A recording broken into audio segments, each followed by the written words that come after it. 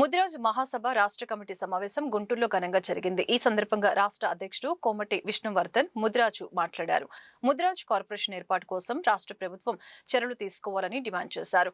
Mudiraj community Bhavan కోసం రాజధానిలో 5 ఎకరాల స్థలం ఇవ్వాలని కోరారు. రిజర్వేషన్ విషయంలో బీసీ-డి నుంచి ఏలోకి మార్చాలని సూచించారు. అదేవిధంగా జనాభా ప్రాతిపదికన నామినేటెడ్ పదవులు ఇవ్వాలని కోరారు. సమస్యల పరిష్కారం కోసం ముదిరాజులను ఏకం చేసి పోరాటాలు చేస్తామని ప్రకటించారు. ముదిరాజ్ మహాసభ ప్రధాన కార్యదర్శి బొమ్మన సుబ్బరాయుడు, గౌరవ అధ్యక్షులు జయరాం, జిల్లా అధ్యక్షులు గొడుగు శంకర్ రాజు, సాంబశివరావు, రాంబాబు, శేఖర్, నరసింహారావు తదితరులు పాల్గొన్నారు.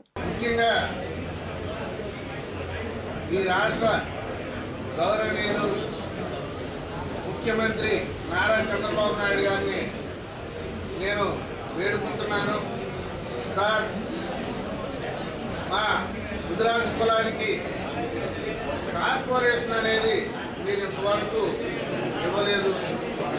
మాకన్నా తక్కువ కమ్యూనిటీ ఉన్న, చాలా తక్కువ సంఖ్య ఉన్న బీసీలో ఉన్నటువంటి కమ్యూనిటీలకి మీరు కార్పొరేషన్ ఇవ్వడం జరిగింది.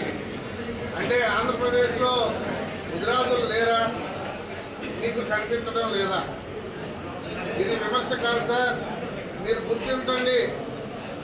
ప్రతి గ్రామంలోనూ, ప్రతి సిటీలోనూ టీడీపీలో నాయకులు ఉన్నారు. మీరు చూడండి, మీరు కనుక్కోండి.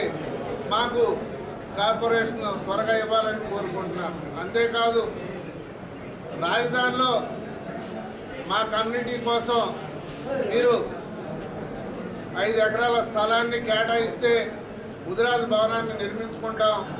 ఇది మా విన్నపం.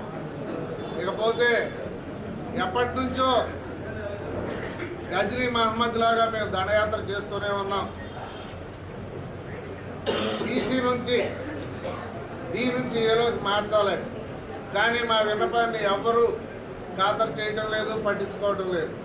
దయవుంచి మేము ఆర్థికంగా ఏలో ఉన్నా, డిలో ఉన్నా ఆర్థికంగా వెనకబడిన వాళ్ళం. ముదిరాజు కులం అంటే ఆర్థికంగా వెనకబడిన వాళ్ళం. మాకు రిజర్వేషన్ లేవు. ఉండేదేమో ఈక్వల్ ఓసీతో డి ఉంది.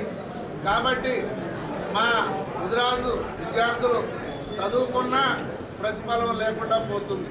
కాబట్టి మీరు మమ్మల్ని డి నుంచి ఏలోకి మార్చాలని మా విన్నపం. ఇంకా మాకు ప్రతి పల్లెల్లోనూ అత్యధికంగా ముదిరాజులు ఉన్నారు.